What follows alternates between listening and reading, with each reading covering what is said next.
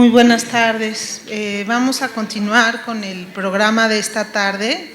Es para mí un gusto presentarles al doctor Ramón Exeni, nefrólogo pediatra de Argentina que se formó aquí en México con el doctor Gustavo Gordillo.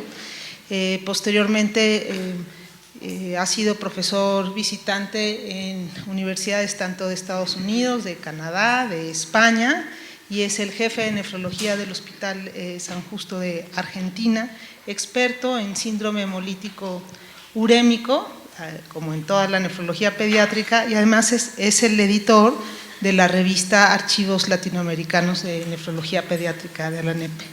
Es un gusto tenerlo aquí, doctor Exeni. Muy bien, muchas gracias. Es para mí en realidad el honor de estar acá. Primero, muchas gracias. Yo, toda mi aventura nefrológica comenzó acá en México, así que imagínense, con el doctor Gordillo, por lo cual les agradezco mucho la invitación y sobre todo a la doctora Escobar y a Mara. Así que vamos a hablar del síndrome urémico hemolítico. Como le decía, esa foto es una foto que es la última. Con el doctor Gordillo hicimos una relación de familia, prácticamente. Y las dos últimas navidades, previo a su fallecimiento, las pasó en casa. Y esta es la última, el que está en el centro, por supuesto. Esperen que el que está en el centro es él, por supuesto está con la esposa y mis nietos, mis hijas y qué sé yo. No le quise traer una foto clásica, por lo menos esta es bastante original. Muy bien, ¿cómo es la historia de este síndrome urémico hemolítico? Como le gusta mucho al doctor Nieto, que de paso es un placer compartir con un personaje con el cual me une una gran amistad, diferencia futbolística severa, porque el doctor es muy cabeza dura. No entiende todavía, no se dio cuenta de la realidad de su situación, ¿no? Entonces, el primer paciente lo reporta Moscovich en un paciente de 16 años y eso sigue, prácticamente no pasa nada. En el año 24 empezó esto, pero acá empieza la historia real con el doctor Gasser. Gasser era un jefe de residentes, mire qué notable en ese momento, del servicio del doctor Fanconi. O sea, cuando me puse a estudiar la historia de esta enfermedad, me di cuenta que en realidad el mentor fue Fanconi y este hombre la ligó de arriba así, pero con mucha suerte. Pero él describió 4 casos y ahí quedó la historia. Después vino René Aviv en Francia y publica 35 casos con anatomía patológica, pero este síndrome salta a la luz en Buenos Aires. En el año, el doctor Gian Antonio publica en el Journal of Pediatrics del año 64 64 pacientes de síndrome urémico hemolítico. Y eso era un montón de pacientes. De los 4 de Gasser a esto era mucho. ¿Qué sucede? El mérito de Gian Antonio no es descubrirlo y anotarlo, sino que instituye por primera vez en el mundo la diálisis peritoneal y baja la mortalidad del 50% al 4 o 5%.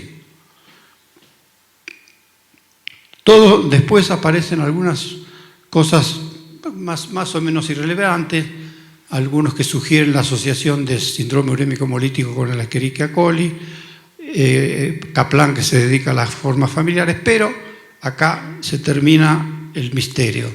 El doctor Karmali, que es un microbiólogo de altísimo nivel en Toronto, en Canadá, describe la asociación de síndrome urémico hemolítico con la Escherichia coli productora de verotoxina. Lo publica en Lancet en 1983 y ahí se termina, porque hasta el momento todo el mundo le echaba la culpa a cualquier cosa como causa de síndrome urémico hemolítico. Lo curioso es que yo coincidí con él Él era el jefe de patología en Toronto, en realidad, porque ahí los laboratorios se manejan así. Y cuando se enteró que era de Argentina y había trabajado con Jean Antonio, bueno, hicimos una muy, muy buena relación. Y me dijo, tiene que buscar en las vacas. Mira, y yo dije, bueno, este está loco, ¿qué tendrán que ver las vacas? Y bueno, tenían que ver las vacas. Pero pasaron, ahora hubo en Buenos Aires en el 2011 el Mundial de Síndrome Urémico Hemolítico y él fue el presidente. Y yo dije, bueno, llegó a la noche y cuando hace el discurso inaugural, yo dije, es que espero que no se acuerde. Empezó el discurso diciendo, yo le dije al doctor Exeni que eran las vacas. Y así empezó, pero un hombre brillante. Bueno, él fue el que acabó con esta película, ¿no? Y ya ahí empezó la real. Esto es histórico, son las primeras 4 fichas clínicas de los 4 pacientes en Suiza del Gasser, Y después está acá, está cómo los trataban, cómo los manejaban, y les daban bicarbonato y heparina y todo, como después siguió la cosa, nada distinto. Y este es el doctor Carlos Jean Antonio, que fue el que prácticamente le dio identidad después a esta enfermedad en base a la insólita cantidad de pacientes que tenemos en Argentina, como van a ver después. Bueno, y empezando ya la charla sobre síndrome urémico hemolítico, es una enfermedad que se caracteriza por anemia hemolítica microangiopática, plaquetopenia, pero lo que ustedes tienen que saber es que es multiparenquimatosa, toca todo. Donde ustedes quieran estudiar un órgano que está alterado, busquen el síndrome urémico hemolítico y lo van a encontrar, y eso se van a dar cuenta después cuando escuchen toda la fisiopatología. En realidad, la clasificación está muy confusa. Esta yo creo que desde el punto de vista docente es la más práctica. Estas son infecciones que van a provocar síndrome urémico hemolítico si realmente, no un caso, 2 casos, muchos casos, y la primera, por supuesto, es la Escherichia coli, y entre ellas la O157H7, otros cepa, la Shigella disentería. Estas 3 son las productoras de verotoxina. A través de la shigatoxina son lo que se llama STEX, Shiga-like toxina. Después está el estreptococo, que van a ver después, y el virus del VIH. Después vamos a tener drogas. Entre estas drogas que hemos visto nosotros, muchos por ciclosporina A en pacientes trasplantados, por mitomicina C también, que se usa ahora porque la mitomicina C se dejó de usar, ahora se está usando de nuevo en los tumores óseos, y hemos tenido más de un caso con quinina. ¿Y por qué quinina? Es la gente que se toma como profilaxis para el paludismo, los que viajan a Centroamérica, y a más de uno pobre le tocó esta cosa. También aparecieron el virus de la influenza, el H1N1, varios casos ya de síndrome urémico hemolítico. Bueno, estos son otras causas menos relevantes. Entonces, ¿cómo es la realidad? Este es el típico. El síndrome urémico hemolítico usted los tiene que dividir en típico, diarrea positivo, que son estos, y el que vamos a hablar el miércoles, diarrea negativo, que son los de alteración genética por alteraciones en la vía alterna del complemento. Acá, el que va a provocar todo el problema es la Escherichia coli. ¿Y qué va a pasar? Si 100 personas se intoxican y son contaminados por la verotoxina, se calcula un 10% más o menos van a desarrollar síndrome urémico hemolítico. Los otros desarrollan diarreas o diarreas con sangre o diarreas sin. ¿Y qué son las shigatoxinas? Son la shigatoxina 1 y la 2. En Argentina prácticamente la única es la 2, la 1 nosotros no hemos visto prácticamente, y eso es una desventaja porque es la más agresiva. Y acá viene, cuando en Argentina yo pongo este diapositivo, se acaba la discusión, la charla, no puedo hablar más porque empiezan las preguntas, porque es una locura en Argentina la cantidad que hay. Entonces los pediatras, ¿cuál es el problema de Argentina? Es la contaminación de la materia fecal de las vacas. Entonces, ¿cómo se contaminan? Con la carne molida, la carne picada. ¿Por qué? Porque esta verotoxina está en la superficie, es decir, si ustedes toman un pedazo de carne, lo cocinan bien de un lado, bien del otro, no pasa nada. Pero al molerla, la bacteria entra al medio y ahí no llega a 70 grados la cocción casi nunca. Nosotros probamos con estas hamburguesas ya bien cocidas y en el centro no llega ni a 40 grados. Ese es el gran problema de Argentina. Pero el problema, nadie discute eso. En Argentina la gran discusión está con los lácteos, especialmente los yogur, que hemos tenido muchos casos. Y ahí viene la gran discusión. Pero para ustedes el gran problema en Argentina es la carne picada. Bueno, la fisiopatología, ustedes van a ver acá, tienen un gráfico que es sobre el que después nosotros nos estudiamos bastante, que van a ver después. Sí, está la ingestión de los alimentos contaminados, se colonizan, se libera la citotoxina, hace la colitis hemorrágica, va al riñón, liberación de mediadores inflamatorios, daño endotelial, daño renal agudo, y acá todo lo que sea, que ustedes van a ver después, la fallo renal agudo, la plaquetopenia. Ese sería un esquema. Estas verotoxinas son la A y la B, y siempre se dice que son idénticas, pero van a ver ustedes cómo que con lo que hablamos antes con el Fabry, ambas se unen al receptor GB3. Las toxinas, la 1 y la 2, no son iguales, como decían que son idénticas. La que es idéntica es la cigatoxina 1 y la cigatoxina de la Shigella. La cigatoxina 2 tiene solo 56% de identidad. ¿Y eso qué importancia tiene? La tiene ahora con las vacunas. Se está muy adelantado en Argentina con una vacuna, pero está el problema de que siempre se consigue la vacuna para la Shiga 1 y la Shiga 1 en realidad no nos importa en este momento desde el punto de vista práctico. Estas son las cosas. Y acá, fíjense, este es el gráfico más importante. Esta es la cigatoxina y este es el GB3 al cual se refería la doctora cuando habló del Fabry. Se unen estos dos y se produce el daño endotelial. Si ustedes logran parar esta unión, que lo logra con lo cual se trata el Fabry, detienen el proceso. Entonces, ¿cómo vienen los pasos? Nosotros tenemos un centro, le contaba ahí a la doctora, un centro nuevo, ha hecho la provincia de Buenos Aires tiene 6 millones de habitantes, hizo un centro de referencia de nefrología nuevo, son 13 camas, 13 habitaciones individuales, porque para aislamiento de todos los chicos, con su baño, parece una clínica privada, con guardia de permanente de nefrólogo, todo perfecto. ¿Y qué pasa? Nos derivan los pacientes y el pediatra siempre dice, tiene coprocultivo negativo. Nosotros, ¿cómo se estudian en realidad estos chicos? Estos chicos lo más importante es el aislamiento, la detección de toxina libre en materia fecal. Esto es lo que da el diagnóstico. Después, esto ya es un poco más sofisticado y acá van a ver lo que pasó. Hasta ahora, las pruebas serológicas, es decir, nosotros teníamos pacientes con un síndrome urémico hemolítico presunto.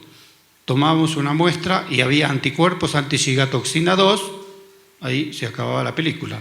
Es positivo y en Argentina y en todo el mundo ya era el gold standard para el diagnóstico. Yo tengo 2 hijas nefrólogas y una de ellas, la que hace más que trabaja conmigo, es la que recibe estos pacientes, qué sé yo, y me dijo, yo quiero saber si todos los chicos argentinos, ¿por qué estamos seguros que cuánta de la población sana tiene cigatoxina positivo? Y se armó el gran lío.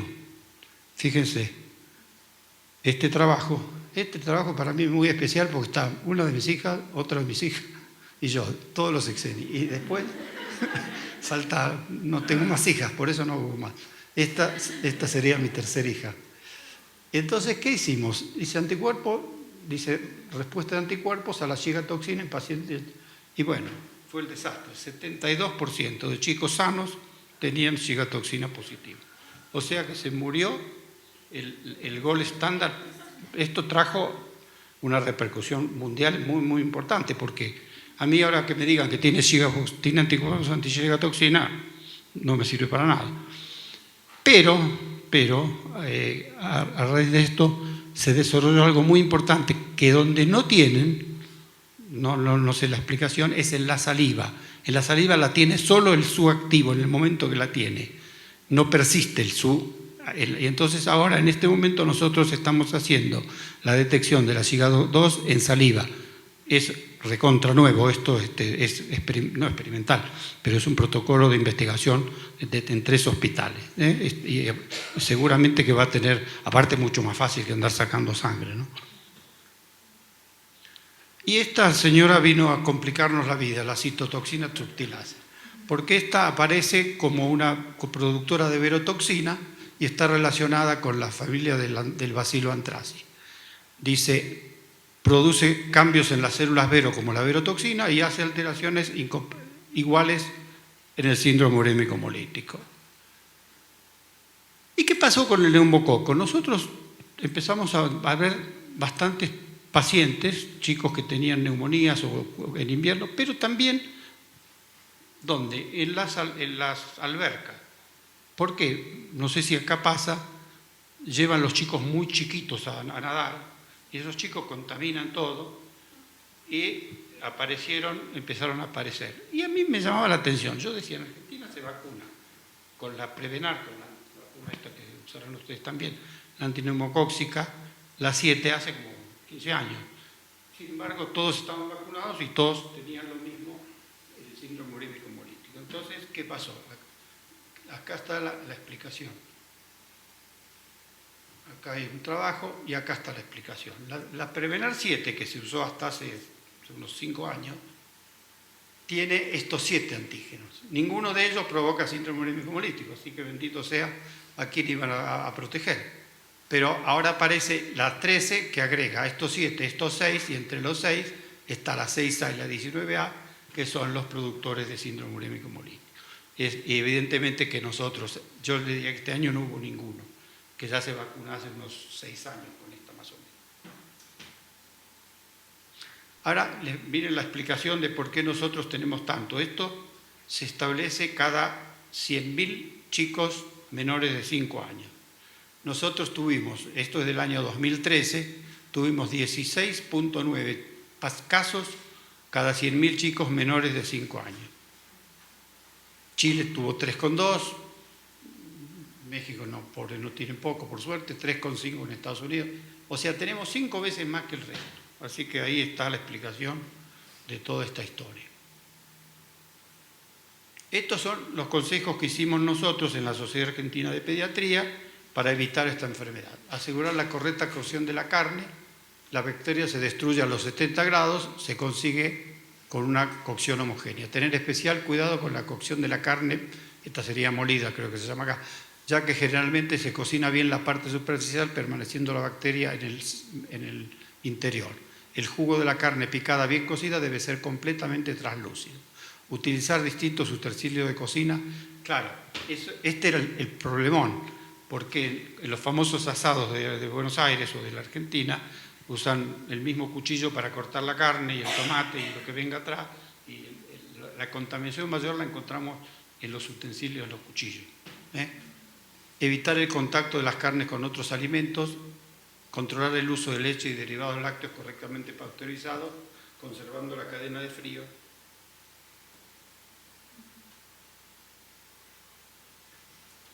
Después dice, no consumir jugo de frutas no pasteurizados, este es otro foco importante. Lavar cuidadosamente las verduras y frutas, asegurar la correcta higiene de las manos, lavarse las manos, utilizar natatorios, este era el lío. Se sugiere que los menores de 2 años no ingieran comida rápida, respetar la provisión de baños, consumir agua potable. Eso es las recomendaciones de la Sociedad de Pediatría. La clínica es rápido, lo vamos a pasar, tienen las formas típicas, las atípicas familiares. Entonces, este es el cuadro clínico general de un síndrome urémico hemolítico. Diarrea, vómito, fiebre, dolor. ¿Cómo empieza? Empieza siempre por la parte intestinal, desde una diarrea cualquiera hasta un prolapso rectal, infarto colónico, lo que ustedes quieran saber. Es la primera causa en pediatría, por lo menos en Argentina, de prolapso rectal, porque es muy frecuente en el sur el prolapso rectal. Y este es el cuadro general: la insuficiencia renal aguda, hipertensión, manifestaciones hematológicas, alteraciones neurológicas, y extrarrenal. Este es el cuadro renal que lo vamos a pasar, ya conocen ustedes. La anemia hemolítica se caracteriza, estos chicos entran con hematocritos de 18, 20, 14, 15, desde algunos que entran con 10, otros.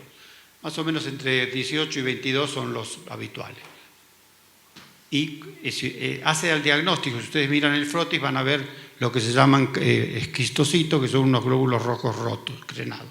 Después las plaquetas sirven mucho como evolución de la enfermedad. Las plaquetas bajas es un signo hasta que no suben bastante complicado y se calcula que entre los 7 y los 10 días se normalizan. El recuento de plaquetas inicial está siempre cerca de los 10.000, 20.000, de ahí nunca sube. Después hay alteraciones neurológicas producidas por la microangiopatía a nivel cerebral y, ¿por qué? Por las alteraciones del medio interno. Hay que tener mucho cuidado con el edema cerebral, con la hiponatremia, hipocalcemia, todo eso que puede traer alteraciones neurológicas. Bueno, eso no. Bueno, ¿qué se hace cuando entra uno de estos pacientes? Se restringen los líquidos, se restringe el sodio, se aporta un máximo posible de calorías y se restringen las proteínas. Esto es lo que ya hablaron hoy de hipercalemia, lo vamos a pasar. Esto es la hiponatremia. Yo le diría a nosotros, hiponatremia directamente vamos a la diálisis peritoneal, no perdemos tiempo. Y estas son las indicaciones de diálisis: la oligonuria, sobrecarga hídrica, alteraciones metabólicas, hipertensión severa. La más importante, compromiso neurológico, que es muy importante. Nosotros en 42 años tuvimos 771 pacientes. La proporción de mujeres y hombres es la misma, la edad entre 4 meses y 120 meses. ¿Qué pasó? No los voy a llenar de cifras, pero ¿qué pasó con estos chicos? El 50% de estos chicos se curan. Listo. Se cura y sin secuelas. El 35% queda con una nefropatía secuelar. Quedan con proteinuria, microhematuria, algunos levemente hipertensos. Este es el que le interesa al pediatra y que nos interesa que el pediatra conozca. Porque se juegan, estos 35% son los que van a ir o no a diálisis o trasplante de acuerdo a cómo se manejen. Y ahora van a ver después los resultados nuestros. Y el 15% eso van derechito nomás a diálisis crónica y trasplante. La mortalidad en periodo agudo nuestro fue del 2,8%. 2,8%. Entonces, eso es en general. Ahora vamos a pasar a ponerlos en síndrome urémico hemolítico 2016. Nosotros, esto le voy a mostrar rápido lo que hicimos nosotros. Nosotros con la Academia Nacional de Medicina nos juntamos, es del más alto nivel que hay en este tema, a estudiar la respuesta inflamatoria de los polimorfos nucleares, los mucocitos, y van a ver esta fractalquina lo que es. Estos son los trabajos, por ejemplo, que se estudió. Se estudió primero al neutrófilo y se encontró el neutrófilo, van a ver, completamente agotado en el minuto que empieza la enfermedad. Esto se hizo cuando el chico ingresa, antes que se dialice, antes que se transfunda. Se saca 1 mililitro de sangre y es todo de la rutina, así que no, desde el punto de vista ético no tiene problema. Después que terminamos esto, vimos los pacientes que teníamos y vimos qué cosa notable. La disfunción del neutrófilo se correlacionaba con la gravedad de la enfermedad. Mayor daño, van a ver después en cómo se estudia, peor evolución de la enfermedad. Nos pasó lo mismo con los monocitos y después apareció esta fractalquina que van a ver ahora de qué se trata. Bueno, estos son otros trabajos. Lo pasamos. Rápido les digo cómo se estudia esto de lo que hacemos es estudiar. Se estudian, que si ustedes quieren ver cómo funciona un neutrófilo, estudian sus gránulos primarios a través de la mieloperoxidasa o la beta-glucuronidasa, los gránulos secundarios o las vesículas secretorias. Es decir, hay una meningitis, lo que sea, sale el neutrófilo y ataca a las bacterias con esto. Bueno, lo que nosotros encontramos, nosotros estudiamos pacientes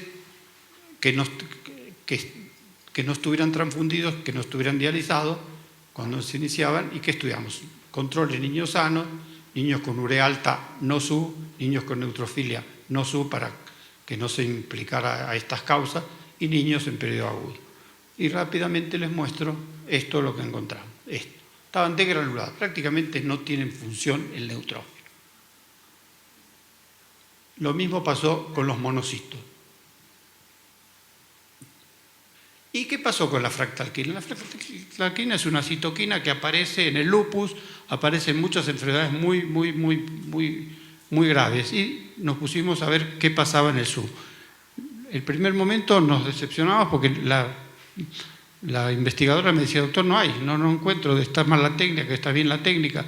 Bueno, finalmente no estaba mal la técnica, era como pasa con el C3 en la glomerulonefritis, la fractalquina en el periodo agudo del síndrome urémico hemolítico se une al monocito y se deposita en el riñón. Y hasta ahí estábamos bastante interesados.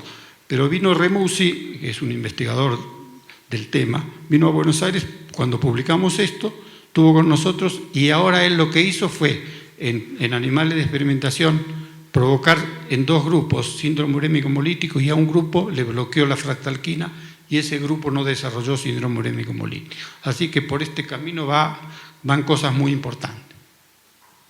Este es el que hicimos nosotros. Bueno, esta es la fractalquina, y fíjense, se fueron todos, apareció depositada. Bueno, entonces, eso era lo que les decía de la fractalquina.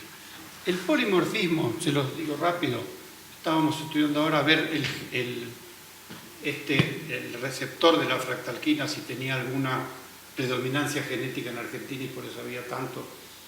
Creo que estamos perdiendo el tiempo con esto, porque hasta ahora esto ya lo presentamos, pero esto no va a tener futuro. La que lo presentó en un congreso y se consiguió novio, se fue a Polonia, así que por algo sirvió este trabajo. Bueno, y esto es algo... Sí, se casó con este polaco, así que se fue.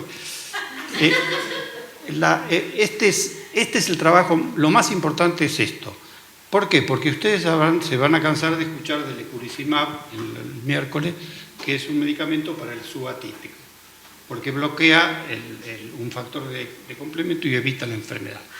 El laboratorio está desesperado porque SU atípico hay uno cada 3 millones de personas. Pero nosotros estamos ahora estudiando la vía alterna del complemento en el SU típico y, oh sorpresa, aparentemente está alterado. ¿Qué quiere decir? Que el eculizumab serviría en el SU típico, con el cual el laboratorio va a hacer una fiesta en París. Imagínate que para calcular, nosotros tenemos 400 casos por año, pero nosotros teníamos mucha resistencia porque Remusi fue el que vino con esta novedad y nos puso a estudiar esto. Y fíjense la ventaja, que es una sola ampolla, se bloquea el periodo agudo y nada más. O sea, no sería tan complicada la cosa. Bueno, ¿cómo es en las perspectivas que hay ahora en la terapéutica del síndrome urémico hemolítico? Diálisis, esto es para decirle que solo lo que sirve es la diálisis, lo más práctico es la diálisis peritoneal. 399, el 70% se hizo peritoneal. Solo 9 chicos de los 390 recibieron hemodiálisis. Esto dirán, ¿para qué está? Está porque en Estados Unidos hay un grupo que trabaja en Houston, que trabajan muy bien en hemodiálisis, y se largaron a decir que el urémico hemolítico no servía a la peritoneal. Bueno, cuando vieron esto ya se acabó la discusión ahí, ¿no? Bueno, este es el gran lío. Cuando llega esto a Buenos Aires se armó un caos. ¿Por qué? Porque ¿cómo vamos a expandir el volumen a un chico en fallo renal agudo anúrico?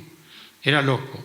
Pero yo aprendí una cosa y con los trabajos. Una que decía Gian Antonio, me dice, porque uno siempre dice, salió en el pediatra y salió en el journal, está bien. Y él me decía una cosa, me decía, cuidado Exeni, no todo lo que está escrito en inglés es verdad. Y eso es cierto. Y acá lo mismo, hay que mirar bien. Y yo dije, acá esto es serio, seguro, porque había esta Sandra Watkins y Philip Tarr, que son dos brillantes investigadores. Y hablamos con ellos. En realidad lo que ellos dicen es que no hay que dejarlo que se deshidrate el chico. Y por eso, entonces, ¿qué se logra? Si no se deshidrata, mejora la perfusión, previene el imbalance glomerulotubular, previene la isquemia, mantiene el flujo tubular. Después mejora la nefrotoxicidad con los uratos, que es un problema serio, y de la hemoglobina, y los efectos de la cigatoxina sobre los monocitos y células epiteliales. Antibióticos contraindicados, todos. Lo único demostrado que provoca problemas es la trimetoprimida sulfa, que sí agrava la enfermedad. Y antiespasmódicos, por supuesto, todos contraindicados. Y ahora actuar sobre los receptores GB3. Acá está lo que, Víctor, lo que te decía antes. Sobre la base patogénica de la unión de la cigatoxina al GB3 se estudió el efecto citotóxico. Bueno, ¿y qué se usó?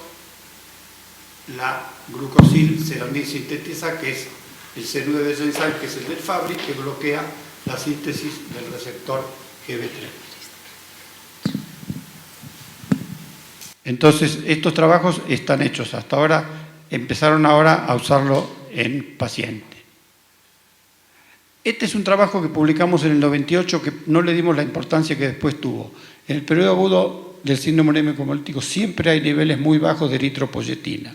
Y después nosotros nos quedamos ahí, un alemán lo empezó a usar y ahora lo empezamos a usar hace unos 4 o 5 años y se reduce sensiblemente la cantidad de transfusiones. Bueno. Después, este trabajo es muy importante porque es colaborativo en todo el país y les digo que hay un antes y después del enalapril. Es decir, el paciente, ahora, así como les digo, y se van a sorprender, el paciente que se va de alta con más de 15 días de oligoanuria, va derecho, sale de alta con enalapril.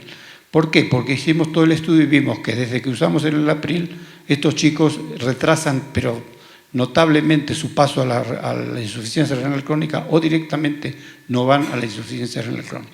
¿Por qué? Porque el problema del síndrome urémico hemolítico es, a nivel del glomérulo, es el aumento de la presión de la arteria deferente, que es lo que nos resuelve el enalapril. Ahora estamos usando enalapril y en algunos chicos losartán. En este trabajo se demostró la utilidad de este. Bueno, esto lo dejamos. Bueno, estos son cosas ya, qué sé yo, de investigación muy. Algunos quieren ahora administrar un GB3 falso, ¿me entienden? Le dan al paciente un GB3, la verotoxina se une al GB3 falso y con eso evita el daño tóxico. El que está haciendo es Patton, que es el más. Bueno, y acá quedan 2 cositas y terminamos. Porque nosotros, tanta cosa, hay que actuar sobre los bovinos, que es el problema nuestro. Entonces se los inmuniza, probióticos, y lo que, para no, les dije, lo más importante es esto, el uso de probióticos. Echeverría es una médica que trabaja en Tandil, que es una ciudad cercana a Buenos Aires, y ella, le voy a decir directo lo que hizo. Tomó 2 grupos de animales contaminados, le administró bacterias probióticas a un grupo y al cabo de 6 cesó la eliminación de la bacteria en el grupo tratado. Y fíjense qué importante que es, porque los probióticos están así los chicos toman esto mucho en todos los países. Lactimel se llama en Argentina, no sé cómo se llama acá. A nosotros hay una ley de tanta. Un chico no puede reingresar a un jardín de infantes o un colegio si no tiene coprocultivo negativo.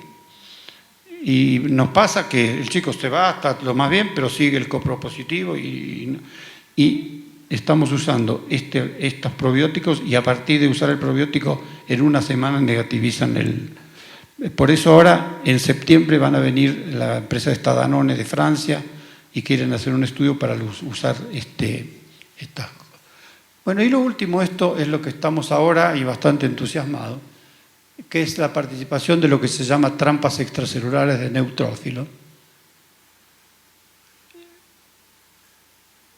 Acá ves, además del factor patogénico, la respuesta inflamatoria es importante. Nosotros ya habíamos demostrado que la cigatoxina se une al polimorfo nuclear y lo desgranula.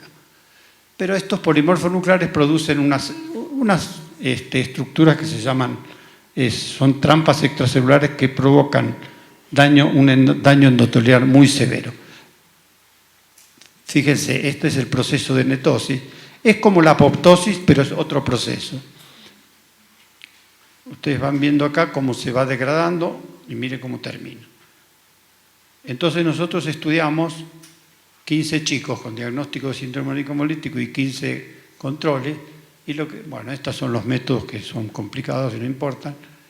Los resultados, a veces se observa un aumento del ADN circulante, marca la presencia de estas trampas y se demostró que estaban muy alterados.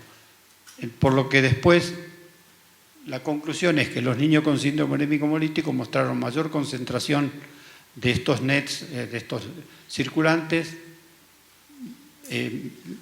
aunque los polimorfos nucleares no exhibían alteraciones en la capacidad para inducir NET.